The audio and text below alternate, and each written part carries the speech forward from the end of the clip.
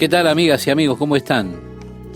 Quiero agradecerle a Dios por esta nueva oportunidad de compartir con ustedes la palabra de Dios. En el capítulo 6, nosotros nos encontramos con la apertura de los primeros 6 sellos del rollo. Luego del sexto sello tenemos el capítulo 7, el cual es un paréntesis, en el cual se da información acerca de aquellos eventos que tuvieron lugar cuando se abrieron los 6 sellos. Al entrar al capítulo 8 y el capítulo 9 miraremos los juicios de las trompetas, de las 7 trompetas. Así que usted ya tuvo 6 sellos que fueron abiertos. Y de hecho estaremos mirando a 6 de los 7 sellos. Usted tiene 6 sellos y tiene luego la explicación. Pero usted después tiene los juicios de las 6 trompetas y en el capítulo 10 tendrá una explicación parentética de esos juicios. Después usted tendrá unos pocos capítulos con explicaciones que son como un paréntesis hasta llegar a la 7ª trompeta. Luego tenemos los 7 personajes. He seguido este patrón a lo largo de todo el libro de Apocalipsis. Es decir, tomando 6 de los 7 y después haciendo una especie de resumen de todos esos eventos y ampliaciones de algunos aspectos, y luego termina con el 7º, o lo que surge del 7º. Así que ahora estamos llegando al 7º sello cuando entramos al capítulo 8, versículo 1. Dice, cuando abrió el 7º sello, se hizo silencio en el cielo como por media hora. Quiero decirle, amable oyente, que el silencio puede ser en ocasiones algo muy asombroso, especialmente cuando hay un gran grupo de personas. Piense que en el cielo habrá millones de millones. Pensar en el silencio por espacio de media hora es una de esas cosas asombrosas. Pero esto será como la calma que precede a la tormenta. Es ese silencio que precede los juicios catastróficos que han de venir al sonar las 7 trompetas. Así que estamos hablando de uno de esos momentos en los cuales hay una calma terrible. Podríamos decir como el silencio que precede al golpe del tornado. Dicen los que han vivido un tornado que cuando viene uno de ellos, antes de que éste golpee, parece haber un escalofriante silencio, quietud y calma, pero de repente aparece una fuerza tremenda. Así que a esto se asemejará el silencio en el cielo por espacio como de media hora. Luego Juan dijo, y vi a los 7 ángeles que estaban en pie ante Dios. Sabemos que alrededor del trono de Dios hay 4 querubines. Ellos son descritos para nosotros en Ezequiel capítulo 1 y capítulo 10, identificados como querubines en el capítulo 10. También Juan los describe en el 4º capítulo de Apocalipsis. Ellos están cantando, santo, santo, santo, es el Señor Dios Todopoderoso, el que era, el que es y el que ha de venir. Pero también hay 7 ángeles que están de pie delante de Dios. La Biblia nombra, creo, a 2 de ellos. Usted, por supuesto, encontrará que en los libros apócrifos se nombran 5 más. Pero en la Biblia se menciona a Gabriel. Gabriel es uno de ellos. Si usted recuerda, cuando él vino a hablar con Zacarías, padre de Juan el Bautista, le dijo, yo soy Gabriel, que estoy delante de Dios. En el Evangelio de Lucas, capítulo 1, verso 19, lo puede leer. Así que él es uno de esos ángeles que están en la presencia de Dios. Juan vio los 7 ángeles que están delante de Dios. Y dice que se les dieron 7 trompetas. Otro ángel, vale decir, no uno de los 7, sino otro, vino entonces y se paró ante el altar con un incensario de oro y se le dio mucho incienso para añadirlo a las oraciones de todos los santos sobre el altar de oro que estaba delante del trono. Es interesante que el libro de Apocalipsis es una especie de compilación del Antiguo Testamento y partes del Nuevo Testamento. No mucho en el libro de Apocalipsis ha sido revelado. Usted necesita tener un trasfondo, un entendimiento del Antiguo Testamento para entender el Nuevo Testamento. Ahora, cuando usted entra en la escena celestial, es bueno que usted tenga un trasfondo, un entendimiento de lo que era el tabernáculo terrestre. ¿Por qué? Porque el tabernáculo terrestre era un modelo del cielo. Fue hecho de acuerdo al modelo que le fue presentado a Moisés en el monte. Cuando él mandó a Moisés a construir el tabernáculo, le dijo: ahora ten cuidado de que lo hagas como se te ordenó.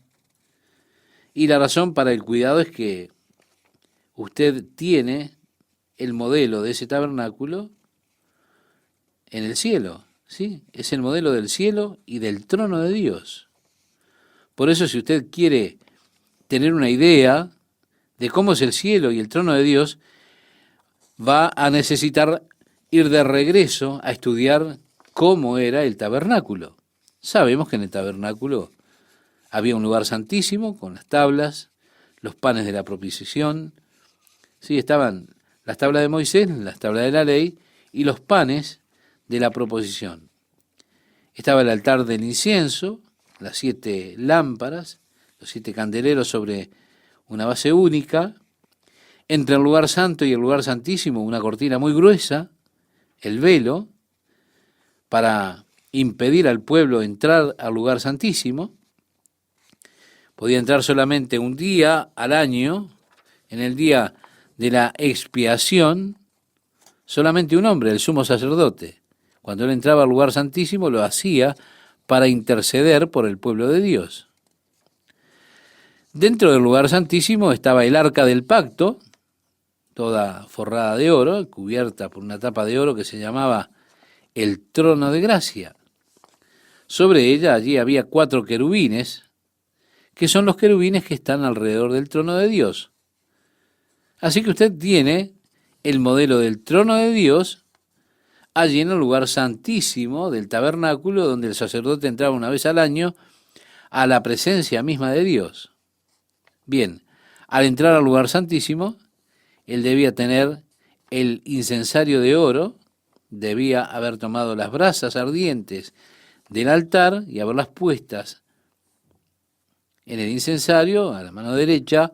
Él llevaría el incienso molido en polvo, y al deslizar el velo para poder entrar al lugar santísimo con el incensario sostenido de cadenas, él tenía que tomar un puñado de incienso, ponerlo sobre las brasas. Por supuesto, eso formaba inmediatamente un humo espeso, fragante. Sí, el incienso es muy fragante. Este humo cubría el trono de gracia. Y dice que el sacerdote entonces no moría. Él entraba con el incienso, el humo era una figura de las oraciones del pueblo de Dios. Vale decir, estaba entrando delante del Señor, pero ahora lo hacía con las oraciones del pueblo de Dios. Cuando volvemos al capítulo 5 de Apocalipsis, Jesús se levanta para tomar el rollo de la diestra del Padre. Leemos que los querubines y los 24 ancianos tenían sus incensarios de oro llenos con las oraciones de los santos. Así que allí está el humo del incienso, la fragancia del incienso, que era, como digo, una figura de las oraciones del pueblo de Dios. Mi amigo, mi amiga, Dios ama tener comunión con usted. Y Dios ama que usted tenga comunión con Él. Sus oraciones para Dios son como una suave fragancia delante del Señor. ¿Cómo ama a Dios tener comunión con usted y pasar tiempo en comunión con usted? Sus oraciones son para Él una dulce fragancia. Así que, como un modelo terrenal, tenemos el tabernáculo que nos muestra que así es el cielo. Juan ve los 7 ángeles a los que se les dan 7 trompetas, luego otro ángel que viene teniendo ese incensario de oro. Hay mucho incienso dado a él y es interesante que el sumo sacerdote debía venir con mucho incienso para ofrecerlo con las oraciones de todos los santos sobre el altar, el cual estaba delante del trono. Estimado oyente, ¿ha orado usted alguna vez por justicia sobre la tierra? ¿Ha orado que Dios traiga su justo juicio sobre el mal, sobre los hombres malvados? En el capítulo 6, cuando se abre el 5º sello, Juan vio las almas de los que estaban bajo el altar, vestidos en ropas blancas, diciéndole a Dios: ¿cuánto falta, oh Señor santo y verdadero, antes de que vengues nuestra sangre de los que habitan en la tierra?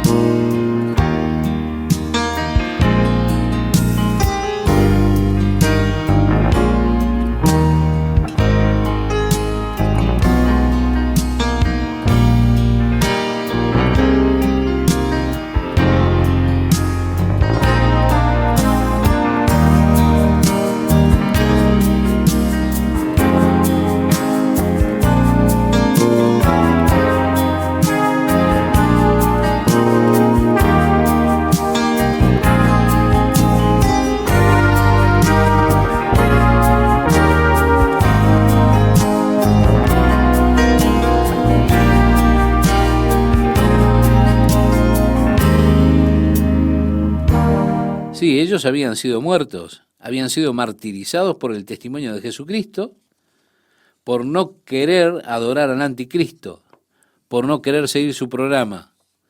Y ellos están ahora hablando: Señor, ¿cuánto falta para que vengue nuestra sangre de los adversarios que tenemos en la tierra? Vemos oraciones de los santos que son ofrecidas en ese tiempo, antes que Dios derrame sus juicios, los juicios de las 7 trompetas sobre la tierra. Dice el verso 4: y de la mano del ángel subió a la presencia de Dios el humo del incienso con las oraciones de los santos. Y el ángel tomó el incensario y lo llenó del fuego del altar y lo arrojó a la tierra, y hubo truenos, voces y relámpagos y un terremoto. Bien, él usó esto primero para poner el incienso, las oraciones ofrecidas a Dios, pero ahora él llenó el incienso nuevamente con brasas ardiendo del altar, y las arrojó por tierra. ¿Sí? Lo arrojó a la tierra y hubo truenos, voces y relámpagos y un terremoto. Se terminó el silencio. Los juicios están listos para comenzar. Qué escena asombrosa allí en el cielo cuando vemos ahora todos estos eventos que comienzan a desenvolverse. Dice: el primer ángel tocó la trompeta y hubo granizo y fuego mezclados con sangre que fueron lanzados sobre la tierra, y la tercera parte de los árboles se quemó, y se quemó toda la hierba verde.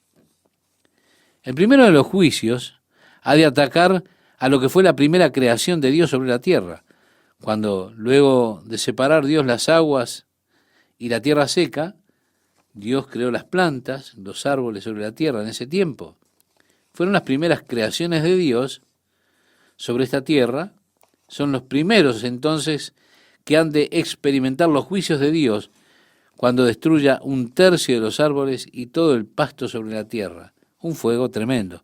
Será realmente una catástrofe. Lo interesante del día de hoy es que han invadido las religiones paganas los Estados Unidos. Y allí tenemos aquellos que adoran la tierra, los que adoran la selva, los que adoran los árboles y se abrazan a los árboles. Están todos esos ambientalistas que están tan preocupados por el medio ambiente de la tierra. Bueno, es una preocupación legítima. Ahora, me resulta interesante que con toda esa preocupación que tienen, ¿qué está haciendo el hombre con la ecología? Ellos predicen cosas terribles, consecuencias terribles. Ahora hay un esfuerzo tremendo tratando de crear leyes ambientales para proteger nuestro medio ambiente. Y yo no me opongo a esa protección racional, al contrario. Pero me opongo a la protección religiosa que tiene la gente. Por supuesto, hemos visto que el hombre en su sabiduría no siempre es sabio, no. Al tratar de protegerse de los pequeños mosquitos, perdimos millones de dólares de hogares en Laguna Beach hace pocos años.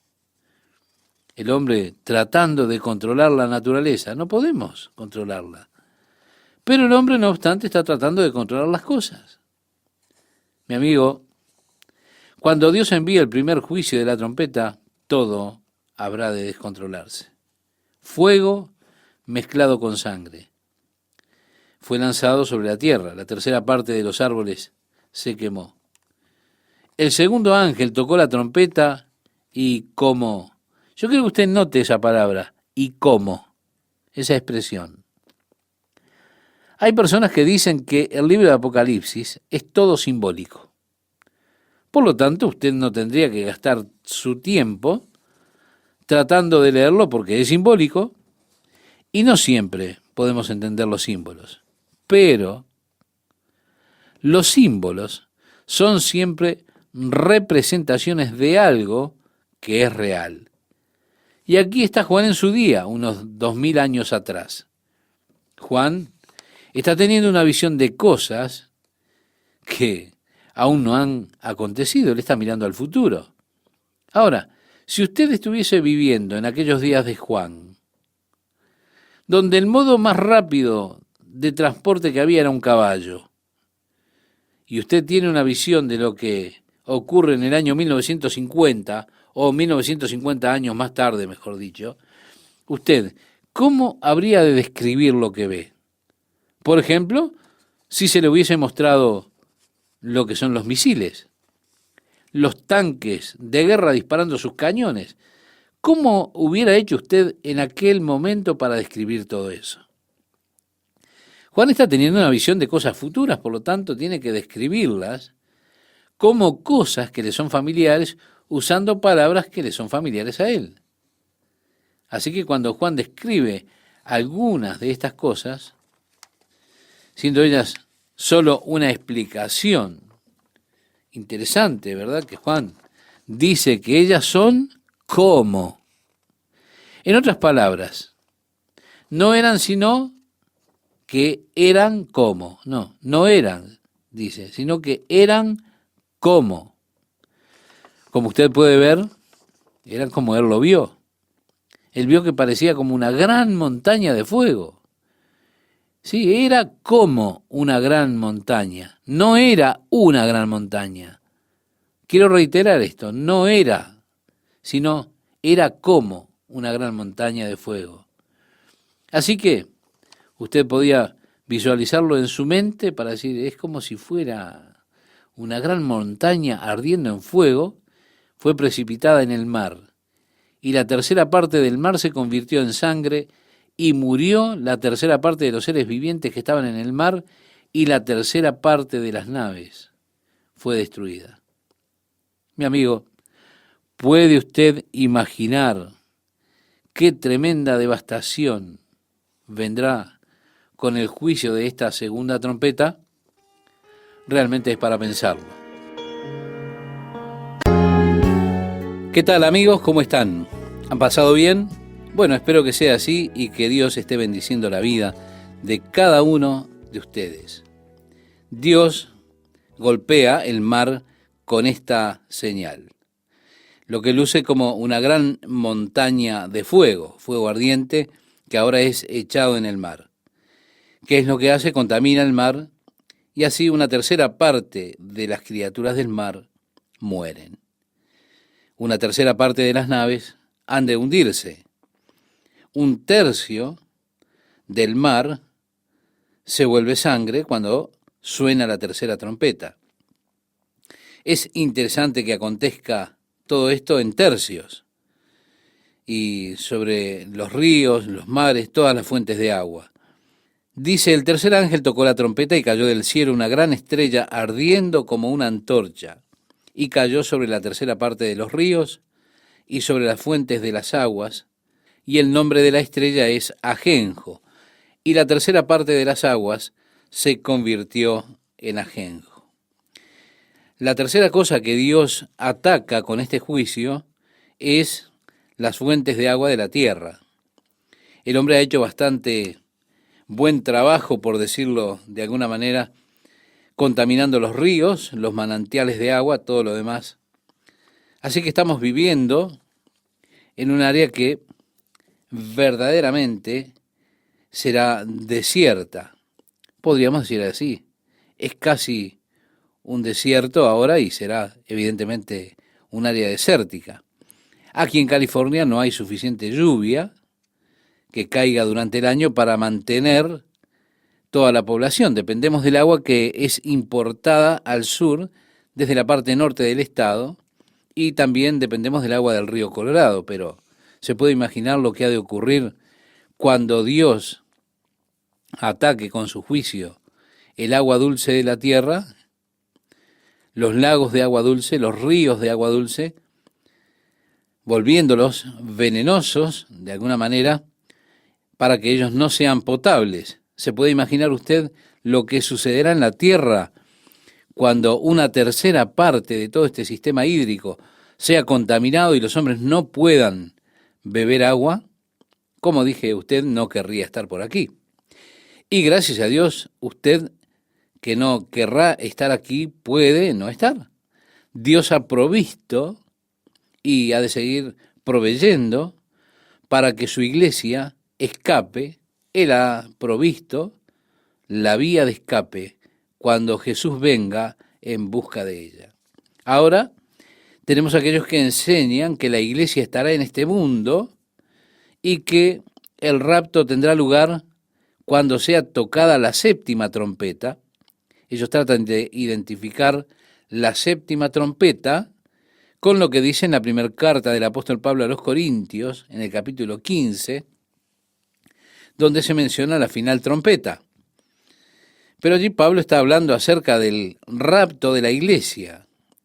Le escribe a los Corintios diciéndoles: he aquí os digo un misterio, no todos dormiremos, pero todos seremos transformados en un momento, en un abrir de ojos, a la final trompeta, porque será tocada la trompeta, y los muertos serán resucitados incorruptibles, y nosotros seremos transformados, porque es necesario que esto corruptible se vista de incorrupción, y esto mortal se vista de inmortalidad. Usted puede leerlo en la primera carta, capítulo 15, versículos 51 al 53. Pablo asocia este cambio con esa final trompeta. Así que están aquellos que piensan que esta última trompeta es la séptima trompeta de Apocalipsis, porque hay 7 trompetas de juicios, por eso identifican la última con la séptima trompeta de Apocalipsis.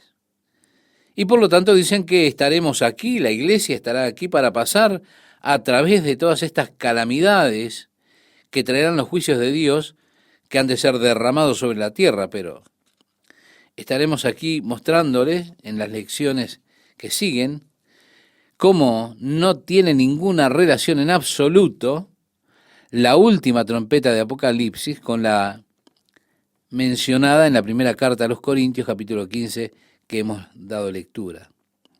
En el Antiguo Testamento, el libro de Números, ya lo hemos estudiado, se les mandó a los israelitas que hicieran 2 trompetas de plata, de obra de martillo las harás, las cuales te servirán para convocar la congregación y para hacer mover los campamentos.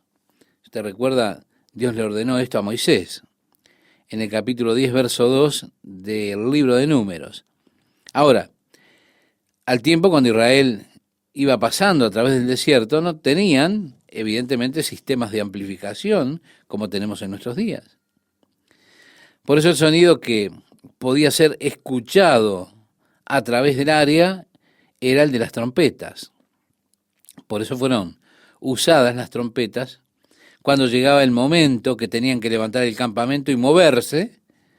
La trompeta sonaba 2 veces y eso significaba que tenían que levantarse y emprender la marcha. El tiempo de marchar había llegado. Ahora también decía el versículo 4 de Números capítulo 10, mas cuando tocaren solo una, entonces se congregarán ante ti los príncipes, los jefes de los millares de Israel. Vale decir, tocar la trompeta una vez significaba un llamado a los príncipes para que vinieran a reunirse con Moisés. Ahora, esta es la clase de trompeta que sonará llamando a la iglesia a los cielos. En Apocalipsis nosotros leemos: la primera voz que oí, como de trompeta, hablaba conmigo, en el capítulo 4, versículo 1, y dijo: sube acá y yo te mostraré las cosas que sucederán después de estas. Así que al sonar de una trompeta, será para nosotros la última trompeta, es decir, será la última trompeta para la iglesia. Eso es lo que significa la final trompeta. En la primera carta que le escribe Pablo a los tesalonicenses, él les habla acerca del rapto de la iglesia y él llama la trompeta de Dios cuando le escribe a los tesalonicenses para confortarles en cuanto a los creyentes que ya habían muerto, que habían partido. ¿Por qué? Porque ellos tenían la creencia de que Jesús estaría regresando inmediatamente en aquellos días y que los que habían muerto antes que Jesús regresara, desafortunadamente habían perdido la gloriosa era del reino. Por eso se lamentaban por aquellos que habían muerto, porque según pensaban no había esperanza para ellos. Por eso Pablo les escribe en cuanto a los que están en Cristo y les dice: tampoco queremos, hermanos, que ignoréis acerca de los que duermen, para que no os entristezcáis como los otros que no tienen esperanza. Porque si creemos que Jesús murió y resucitó, así también traerá Dios con Jesús a los que durmieron en él. Por lo cual os decimos esto en palabra del Señor, que nosotros que vivimos, que habremos quedado hasta la venida del Señor, no precederemos a los que durmieron, porque el mismo Señor, con voz de mando, con voz de arcángel, y atiende, estimado oyente, y con trompeta de Dios, descenderá del cielo, y los muertos en Cristo resucitarán primero. Después dice: luego nosotros los que vivimos seremos transformados. En el relato de Apocalipsis no se trata de la trompeta de Dios, y esto es importante que lo notemos. En Apocalipsis se habla de las trompetas que le fueron dadas a los 7 ángeles. Son los ángeles los que han de hacer sonar esas trompetas. Y están declarando estos ángeles los juicios de Dios que están viniendo sobre la tierra en ese periodo de gran tribulación o de la gran tribulación. Y allí nos encontramos con una tercera parte de los árboles destruidos, una tercera parte de las naves del mar, en el mar destruidas, una tercera parte de las criaturas vivas en el mar que son destruidas también, las aguas dulces, una tercera parte destruidas. Se puede imaginar la calamidad y las cosas que estarán aconteciendo en los corazones de aquellas personas que vivan en ese momento. Nos dice, ahora a partir del versículo 12, el cuarto ángel tocó la trompeta. En el capítulo 8 de Apocalipsis estamos leyendo. Y fue herida la tercera parte del sol, y la tercera parte de la luna, y la tercera parte de las estrellas, para que se oscureciese la tercera parte de ellos, y no hubiese luz en la tercera parte del día, y asimismo de la noche. Y miré, y oí a un ángel volar por el medio del cielo, diciendo a gran voz: ¡ay, ay, ay de los que moran en la tierra, a causa de los otros toques de trompeta que están para sonar los 3 ángeles! En otras palabras, lo que está diciendo: ustedes no vieron nada aún. La cosa se va a poner peor. ¡Ay, ay, ay! ¿Por qué? Porque hay 3 trompetas todavía por sonar. Así que cada uno de estos ayes es para cada una de esas trompetas. Al entrar al capítulo 9, encontramos la quinta y la sexta trompeta. Luego se abre un paréntesis en el libro de Apocalipsis. Ahora Jesús, hablando acerca de la gran tribulación en el Evangelio de Mateo, en el capítulo 24, él dijo: e inmediatamente después de la tribulación de aquellos días, en este pasaje conocido como el sermón profético, el sol se oscurecerá y la luna no dará su resplandor, y las estrellas caerán del cielo, y las potencias de los cielos serán conmovidas. Sí, en Mateo capítulo 24, versículo 29, usted lo puede leer después si quiere hacerlo. Ahora bien, el sol no estará brillando una tercera parte de él. Si usted recuerda aquella guerra denominada tormenta del desierto, cuando los iraquíes iban dejando Kuwait, incendiaron los pozos petroleros. Ellos encendieron las válvulas y el humo fue tan espeso, tan pesado, quizá usted ha visto alguna imagen de esto en las noticias. Al mediodía estaba totalmente oscuro. Usted apenas podía ver el sol. Tenía que conducir un automóvil con las luces delanteras encendidas. Es probable que cuando la selva y todos los campos se quemen, esto genere tal humareda sobre la corteza de la tierra que la luz del sol sea oscurecida en una tercera parte. Puede que sea así. De la misma manera la luna, y lo mismo con las estrellas que rodean en el cielo la tierra. Hubo un volcán, ¿cuándo fue que explotó el Krakatoa? En 1800, por ahí.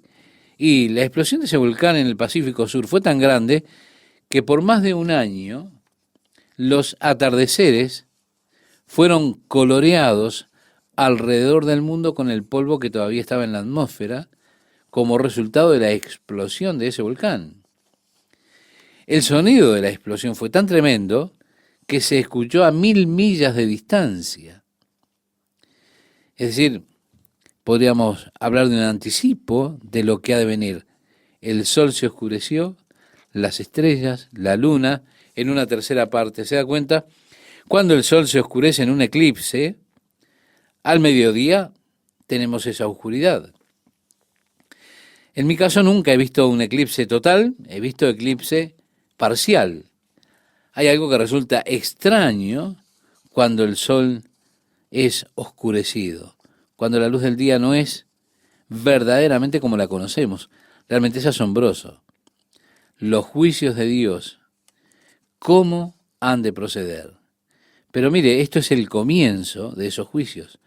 Cosas peores están llegando cuando vamos avanzando en el libro de Apocalipsis, tanto que usted seguramente no querría estar para ese momento aquí en la tierra.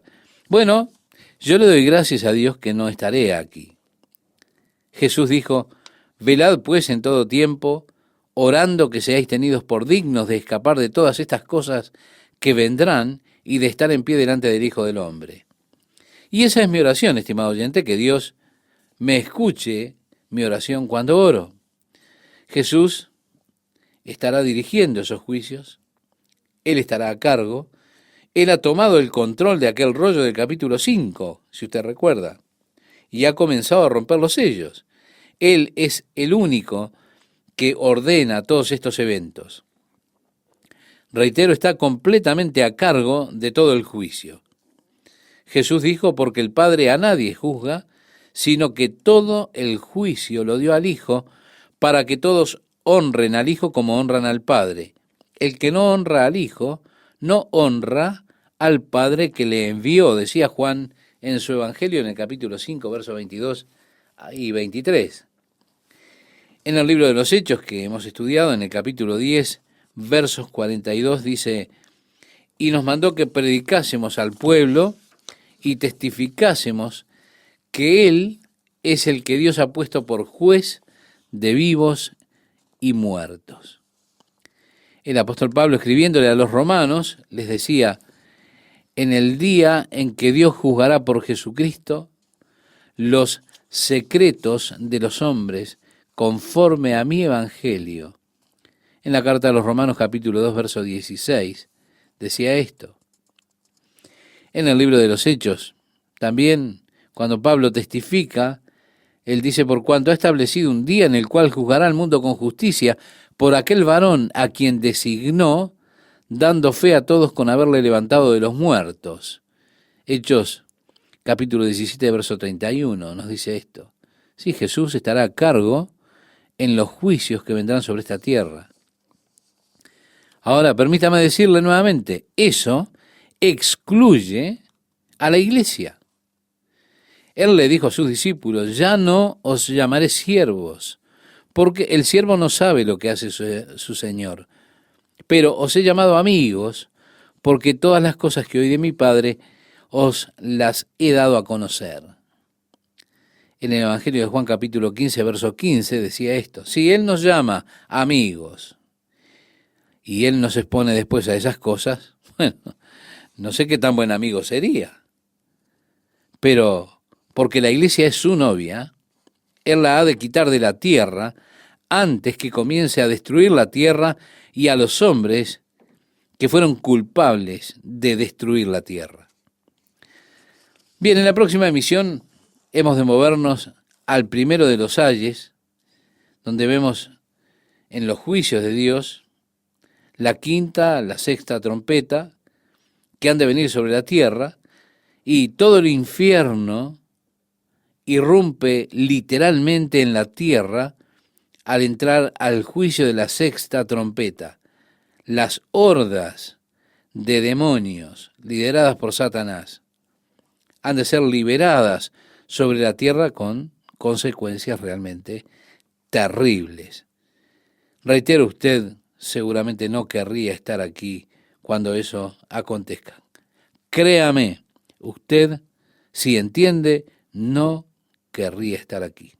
Le invito a que oremos.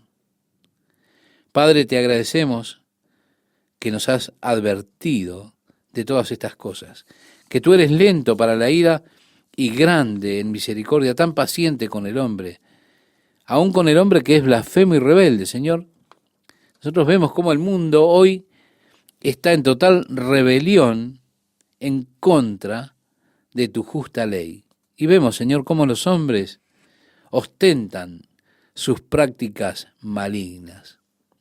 Oh, Señor, nos damos cuenta que tú has de traer tus juicios.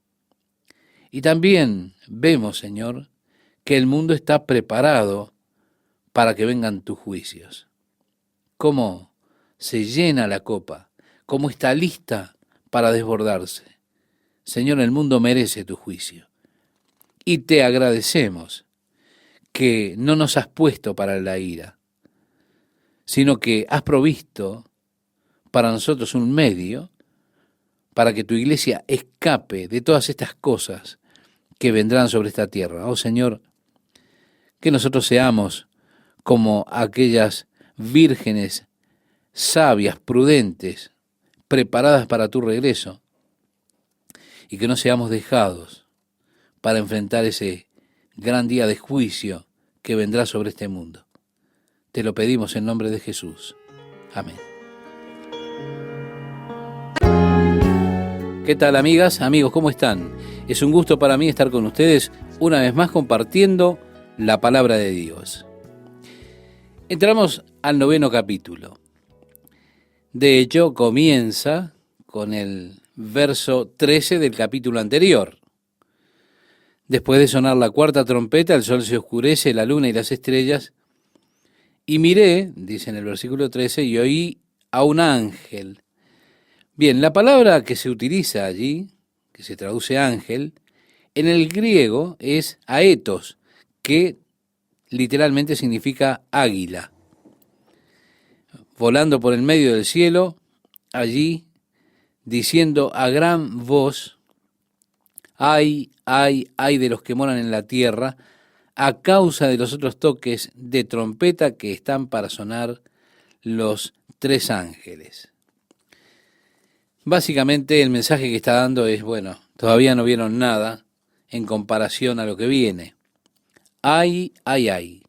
Sí, esto corresponde a las 3 trompetas, 3 ayes por cada una de las trompetas que están para sonar.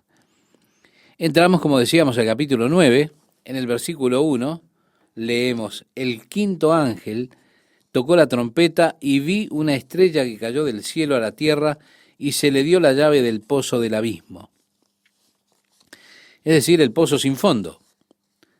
Ahora, para los muertos hay diferentes lugares a donde son consignados una vez que parten de este mundo. Antes de venir Jesucristo y dar la vida por los pecadores, todo el mundo estaba consignado al Hades, a la tumba, o el Seol. La palabra hebrea que se utiliza para tumba es Seol, pero también es traducida muchas veces como infierno. En el Nuevo Testamento se utiliza la palabra griega Hades, que es el equivalente a la palabra hebrea Seol. Habla del mismo lugar, de la tumba, y de acuerdo a lo que relata Jesús en el Evangelio de Lucas, capítulo 16, ese lugar está dividido en 2 compartimentos. Uno era el lugar donde el pueblo, o aquellos que partían sin fe, sin Dios, sin esperanza, eran atormentados. El otro lugar es un lugar de consuelo, de aliento. En el capítulo 16, precisamente de Lucas, Jesús nos habla de un hombre rico que vivía suntuosamente, haciendo banquete cada día con esplendidez, y también habla que a diario un pobre mendigo estaba echado a sus puertas, deseando hartarse de las migajas que caían de la mesa del rico. Y el pobre murió, y fue llevado por los ángeles al seno de Abraham. Más aún, el rico también murió, y en el Hades, el infierno, levantó sus ojos siendo atormentado y vio a Abraham a lo lejos y a Lázaro que era confortado. Y él clamó y dijo: Padre Abraham, ten misericordia de mí y envía a Lázaro para que moje la punta de su dedo en agua y refresque mi lengua, porque estoy atormentado en esta llama. Pero Abraham le dijo: Hijo, acuérdate que recibiste tus bienes en tu vida y Lázaro también males. Pero ahora éste es consolado aquí y tú atormentado. Además de todo esto, una gran cima está puesta entre nosotros y vosotros, de manera que los que quisieren pasar de aquí a vosotros no pueden, ni de allá pasar acá. Jesús da esta descripción del Hades antes de que él muriera. Ahora, en las profecías que tenemos en el Antiguo Testamento en cuanto al Mesías, por ejemplo en Isaías capítulo 61, como parte del ministerio del Mesías, estaba el hecho de abrir las puertas de la prisión a aquellos que estaban aprisionados. Él habría de venir para libertar a los cautivos. Antes de la muerte de Jesucristo, lo que había solamente era el cubrimiento del pecado. No existía que los pecados fueran quitados de las personas. Y dice la Biblia que era imposible que la sangre de los toros y los machos cabríos pudiera quitar el pecado de las personas. Todo lo que podían hacer esos sacrificios era cubrir el pecado. Se requirió de la sangre de Jesucristo para quitar el pecado de los hombres. Por eso, antes de la muerte de Jesús sobre la cruz, todos los hombres que morían iban a ese lugar que es llamado el Hades. Reitero que estaba dividido en 2 compartimentos. Cuando los fariseos le demandaron a Jesús señal, Jesús les respondió y les dijo: la generación mala y adúltera demanda señal, pero señal no le será dada, sino la señal del profeta Jonás. Porque como estuvo Jonás en el vientre del gran pez 3 días y 3 noches, así estará el Hijo del Hombre en el corazón de la tierra 3 días y 3 noches. En el capítulo 2 del libro de los Hechos, cuando desciende el Espíritu Santo sobre la iglesia, una multitud se congregó porque vieron ese fenómeno que acompañó a el derramar del Espíritu Santo, y Pedro se paró en medio de ellos, comenzó a predicarles. Primero respondió a la pregunta que hicieron: ¿qué significa esto?, decían las personas. Diciéndoles lo que esto significa, dijo que Dios ha cumplido su promesa de verter su Espíritu Santo sobre toda carne. Pero después se comienza a predicar a las personas en cuanto a Jesús. Y hay allí 7 puntos muy importantes. Primero, la identificación: Jesús Nazareno. Lo dice: varón aprobado por Dios entre vosotros con las maravillas, prodigios y señales que Dios hizo entre vosotros por medio de él, como vosotros mismos sabéis.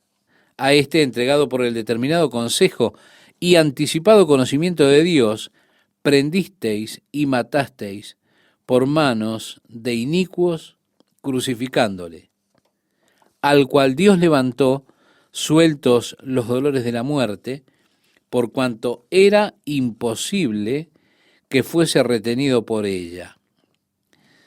Sí, después, al confirmar esta declaración, dice: imposible que fuese retenido por ella. Esto encontramos que Pedro lo cita, por supuesto tomando de los Salmos, que dicen: porque no dejarás mi alma en el Seol, ni permitirás que tu santo vea corrupción. Eso está en el Salmo 16, versículo 10, que lo cita Pedro. Así que Pedro testificó que Dios no dejó su alma en el infierno, sino que a este Jesús resucitó Dios, de lo cual todos nosotros somos testigos. Decía en ese capítulo 2, verso 32 del libro de los Hechos. El apóstol Pablo, cuando le escribe a los Efesios en el capítulo 4 de su carta, decía: por lo cual, dice, subiendo a lo alto, es decir, el que subió era Jesús, llevó cautiva la cautividad y dio dones a los hombres. ¿Y esto de que subió, qué es? Sino que también había descendido primero a las partes más bajas de la tierra. Vemos que la profecía de Isaías se cumplió cuando él libró a los cautivos. Así que cuando él descendió, él condujo a los cautivos de su cautividad para ascender a los cielos. Así que ahora, para el Hijo de Dios, porque el camino ha sido abierto por medio de Jesucristo, dice Pablo escribiéndole a los Corintios en la segunda carta, capítulo 5, verso 8, pero confiamos y más quisiéramos estar ausentes del cuerpo y presentes al Señor. El apóstol Pablo también le decía a los Corintios en su segunda carta, capítulo 12, versículos 2 y 4, conozco a un hombre en Cristo que hace 14 años, y escuche lo que dice: si en el cuerpo, no lo sé; si fuera del cuerpo, no lo sé, Dios lo sabe. Fue arrebatado hasta el tercer cielo, fue arrebatado al paraíso, donde oyó palabras inefables que no le es dado al hombre expresar. No hay forma, no hay lenguaje humano que pueda describir la gloria, el éxtasis de la experiencia que tuvo Pablo. Así que Jesús abrió entonces las puertas de los cielos para los santos, los hijos de Dios. Ahora, como decía Pablo también, porque de ambas cosas estoy puesto en estrecho, teniendo deseo de partir y estar con Cristo, lo cual es muchísimo mejor. Pero quedar en la carne es más necesario por causa de vosotros, le decía a los filipenses en su carta, en el capítulo 1, versos 23 y 24. ¿Se da cuenta? Él decía: de ambas cosas estoy siendo tironeado. Había emociones mezcladas en el apóstol Pablo. Bien, podríamos decir entonces que una porción del Hades, un compartimento, ha sido vaciado, ha sido dejado vacío totalmente. aquel lugar donde Abraham confortaba a quienes llegaban allí, mientras esperaban que la promesa del Mesías se cumpliera. Hay un segundo lugar llamado Abuso o el Pozo. Ese es el túnel que conduce al abismo. Con frecuencia se le llama el pozo sin fondo. En el caso del endemoniado gadareno, de la ciudad de Gadara, cuando Jesús desembarcó con sus discípulos y salieron de la nave, este hombre poseído por los demonios vino corriendo de modo amenazante. Los demonios comenzaron a gritar: Jesús, hijo de David, ¿por qué nos atormentas antes de nuestro tiempo? Jesús le dijo: ¿cuál es tu nombre? Ellos respondieron: Legión, porque somos muchos. Así que comenzaron a rogarle a Jesús que no los enviara al abismo. Parece que ese abuso es la prisión de los espíritus malignos, es decir, de los demonios. Están separados del Hades, donde los hombres están allí aprisionados. Está ese abismo donde los demonios son encarcelados.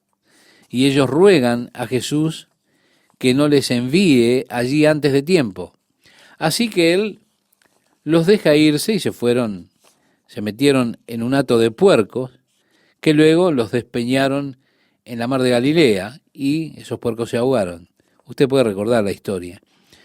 Bien, el abuso también es mencionado en otros lugares, pero son pocos lugares más en las Escrituras. Tenemos esto en el libro de Apocalipsis, cuando a este ángel le fueron dadas las llaves de ese abuso, o ese lugar de encarcelamiento de los espíritus malvados. Cuando el anticristo entra en escena, en Apocalipsis capítulo 17 se nos dice que sale del abuso. Discutiremos esto un poco más completamente cuando lleguemos a ese capítulo. Cuando Jesús regresa a la tierra para establecer el reino de Dios, Jesús viene con todos sus santos. En ese instante Satanás es tomado, encadenado y echado al abuso, al abismo, por 1000 años. Pasado este periodo de 1000 años, él es liberado por un breve periodo de tiempo y finalmente y definitivamente será echado en la gehenna, donde ya estarán la bestia y el falso profeta.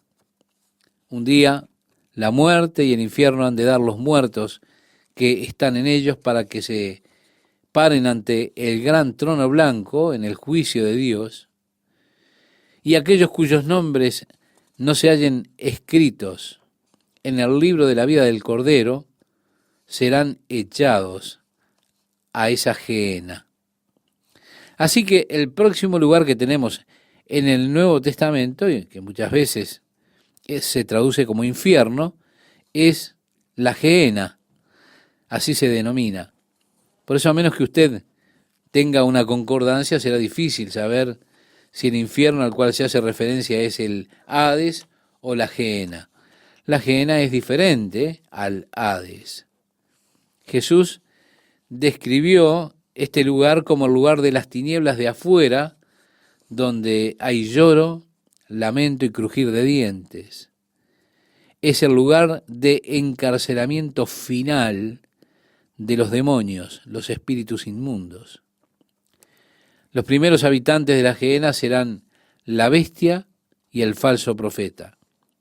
Cuando Jesús regrese para establecer su reino, el reino de Dios en la tierra, Él destruirá a la bestia y al falso profeta con la palabra que sale de su boca, y serán lanzados, echados a la gehenna. 1000 años más tarde, después de esa breve etapa de libertad de Satanás, donde ocurrirá su final rebelión, cuando haya concluido el reino milenial de Cristo, nos dice en Apocalipsis capítulo 20, verso 10, y el diablo que los engañaba fue lanzado en el lago de fuego y azufre, donde están la bestia y el falso profeta. En el capítulo 14 del libro de Apocalipsis, nosotros leemos que, algo que estaremos cubriendo un poco más adelante, el humo de su tormento sube por los siglos de los siglos. Es decir, como dice en el griego, de aionios, prost de aionios, eso de acuerdo al original griego. Se traduce por los siglos de los siglos. El lugar de morada eterna para aquellos que rechazaron el amor de Dios, ese amor que ha sido ofrecido a cada hombre, a cada mujer, a cada viviente en este mundo con tanta libertad por Jesucristo. Usted podrá separarlos en su mente, todos estos lugares que son tan diferentes, pero es interesante que cuando Jesús regrese y congregue las naciones para el juicio y las separe como el pastor separa las ovejas de los cabritos, para aquellos que estén a su diestra, a la derecha, Él les dirá: venid, benditos de mi Padre, heredad del reino preparado para vosotros desde la fundación del mundo. Los que estén a la izquierda, les dirá: apartaos de mí, malditos, al fuego eterno preparado para el diablo y sus ángeles. Así relata el Evangelio de Mateo, capítulo 25, versículo 41. Ese lugar no estaba preparado para el hombre, no. Estaba preparado para Satanás y los demonios, para Satanás por causa de su rebelión, y también para aquellos que se unan a Satanás en su rebelión. Esto debe ser notado, no quiero confundirlo. Hay un lugar más, y este es el Tártaros. ¿Qué es el Tártaros? Tártaros es el lugar del encarcelamiento, y se lo menciona solamente una vez en una de las cartas de Pedro. Sí, es el lugar de encarcelamiento para los ángeles que no guardaron su estado primero y están allí reservados en cadenas en el Tártaros, esperando el día del juicio. Por eso vemos, el quinto ángel tocó la trompeta y vi una estrella. Yo creo que es Satanás, uno de esos ángeles que cayó del cielo a la tierra y se le dio la llave del pozo del abismo. Si nosotros regresamos al capítulo 1, Jesús se describe al mismo diciendo: yo soy el alfa y la omega, el primero y el último, y tengo las llaves de la muerte y del Hades. Él abrió las puertas de la prisión para los que estaban atados allí en el Hades. Él tiene las llaves. Pero ahora encontramos este pasaje donde se le da la llave a esta estrella, la cual viene con esa llave para abrir el abismo. Y dice que abrió el pozo del abismo y subió humo del pozo como humo de un gran horno, y se oscureció el sol y el aire por el humo del pozo. En algún lugar sobre la tierra hay un pasaje que conduce al abismo. Cuando el ángel lo abra, el humo de ese abismo se levantará y cubrirá la tierra. Y causará, por supuesto, que el sol se oscurezca. Pero mire lo que dice a continuación en el capítulo 9 de Apocalipsis, verso 3. Y del humo salieron, y allí habla de las criaturas demoníacas. Juan trata de describirla lo mejor que puede hacerlo. Al parecer lo más cercano es la apariencia de langostas. Por eso dice: y del humo salieron langostas sobre la tierra, y se les dio poder como tienen poder los escorpiones de la tierra. Los escorpiones tienen poder de darle una picadura con resultados realmente terribles. Así que dice: y del humo salieron langostas sobre la tierra, y se les dio poder como tienen poder los escorpiones de la tierra, y se les mandó que no dañasen a la hierba de la tierra. Nos damos cuenta entonces que son seres inteligentes. Por supuesto, el pasto, los árboles son la comida común de las langostas. Son las cosas que ellos atacan o que ellas atacan. Ellas las pueden dejar totalmente el área que atacan desnuda por completo. Ahora, no atacan el pasto. Aquí dice: ni a cosa verde alguna, ni a ningún árbol, sino solamente a los hombres que no tuviesen el sello de Dios en sus frentes. Se da cuenta, ahora comienza aquí Dios a hacer una separación. Si usted va hacia atrás, si usted recuerda el capítulo 7, nos encontrábamos con aquellos 144.000 que fueron sellados con el sello de Dios en sus frentes, los cuales no serían heridos por los 4 vientos que estaban siendo retenidos por los ángeles. Y aquí nuevamente vemos la distinción,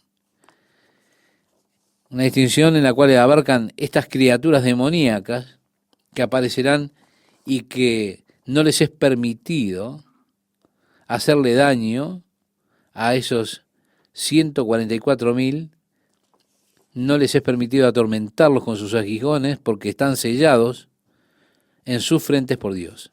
Y agrega, y les fue dado que no los matasen, sino que los atormentasen 5 meses. Y su tormento era como tormento de escorpión cuando hiere al hombre. Así que veremos entonces en este capítulo esta horda de criaturas demoníacas con ese poder de infligir grandes picaduras a los hombres. Son seres espirituales. Usted no puede ir a esconderse en un sótano, encerrarse en el closet, escapar de ese tormento. No. Serán 5 meses de infierno sobre la tierra cuando estas criaturas demoníacas estén aquí infligiendo su doloroso tormento sobre los hombres.